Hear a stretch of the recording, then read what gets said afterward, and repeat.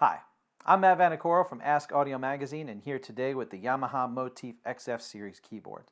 I'm going to show you a little bit about master mode.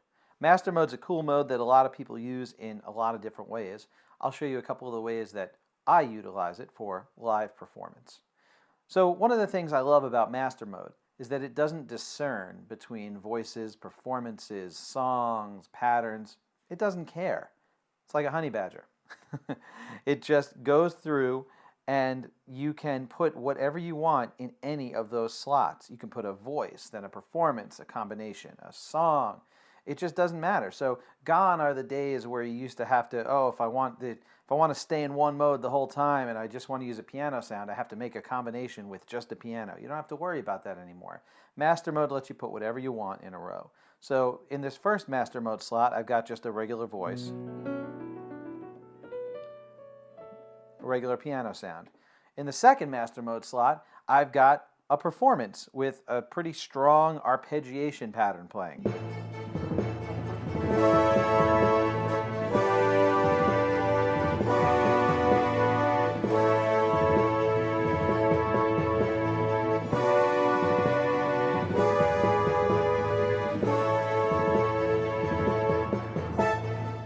So I've got that arpeggiation pattern that's changing as I'm playing, this cool logical thing.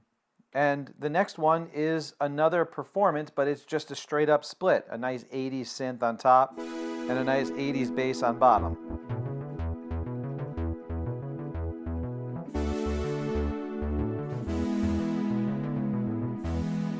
So a pretty standard split. And then in slot 4, I've got a whole song, a song that I made using the sequencer here. So built-in song, just hit play.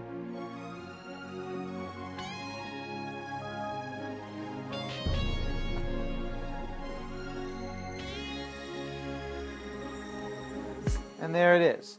And I can actually utilize that in a little bit of a different way. We'll get to that a little later on. So again, the coolest thing is that it doesn't matter what you want to put in those slots. You can put whatever you want. You don't have to worry about reprogramming it. You can just pop them in there. So it's pretty handy. Now, let's take a look at changing some of them around to be the sounds that I want. So let's say that first natural grand.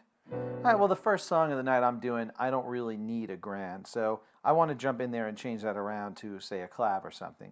So I'll hit edit right there, tap the edit button, and I just change it to the memory area that has the sound that I want. I'm going to leave it in voice mode, but the memory from, instead of AO1, let's kick it up a little bit to AO5, clav, brilliant treble. So now that I've got that sound selected, I'll take a look at the name area. Oh, it's still called a natural grand S6.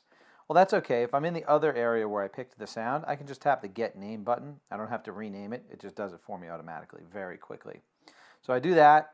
I'm good. I'll hit Store, Enter, Yes, and we're all good. My first sound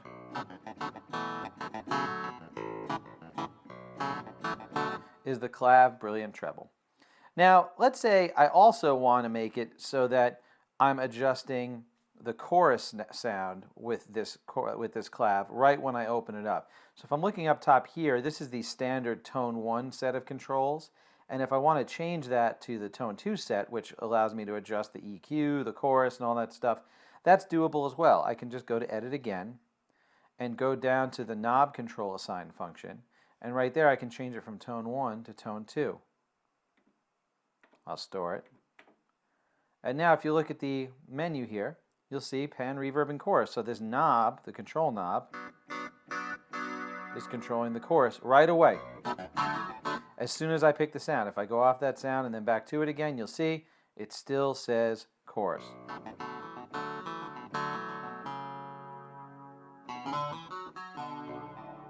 So that's a cool little feature. That's nice to know that I can have those knobs pop up to whatever area I need them to pop up to as soon as I open the sound.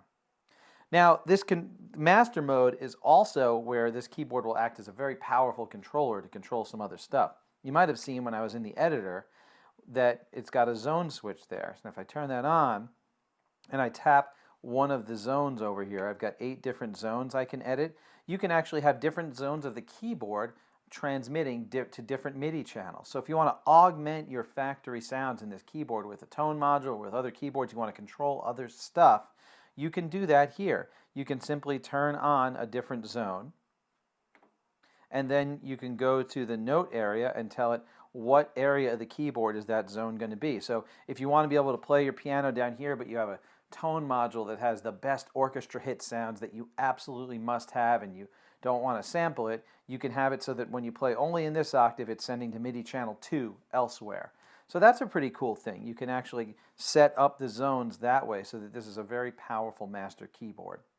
The other thing we can do is talk a little bit about utilizing songs. So I saw before when I opened up number 4, channel 4 here, I had that song. I hit play, and I was able to play along with the song and the sequencer that came with. So if you made a couple of songs and you want to play them live, rather than going to file and constantly loading them up, you can load them up into master mode. Now, another great feature of song mode is that you can use it as a multi-timbral sound generator and just skip through and pick different voices, different sounds. So if I tap song mode, now that I've got this song open, my first sound that I'm picking here is that big strings. However, if I just tap a different track number, I can easily change sounds.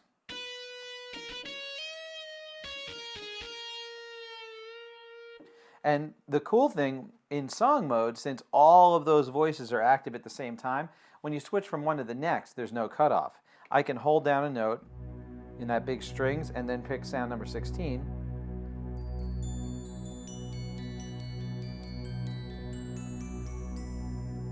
So you'll notice that that left hand, it stayed there the whole time. It kept the sound going, even when I picked a different sound. So that's pretty cool because sometimes if I have a song that has a lot of patch changes, I don't want to number it all in a row and go, oh my goodness, all those 5 of those songs in a row. I can just take the song that we're playing and make a song inside the sequencer of the motif, and even if I never record anything in it, I just set up the sounds that I'm going to use for that song, I can quickly page through and get all the different sounds that I need. And then also the added bonus is that if the band I'm playing with says, hey, can you just record this quickly and let's have an arpeggiator or a sequence playing, I'm already in song mode. So I'm just like, oh yeah, no problem. Bam, hit record, record a little sequence, and now we're playing along with that sequence. So you can use song mode both to write your recording ideas out, but you can also use it as a pretty powerful live performance tool, as a multi-timbral sound generator and as a live sequencer. So that's a quick look at master mode on the Motif XF7. I hope that you had a great time looking at this keyboard with me today. I'm Matt Vanacore from Ask.Audio magazine, and check out the other stuff we got and learn with us. Thanks a lot.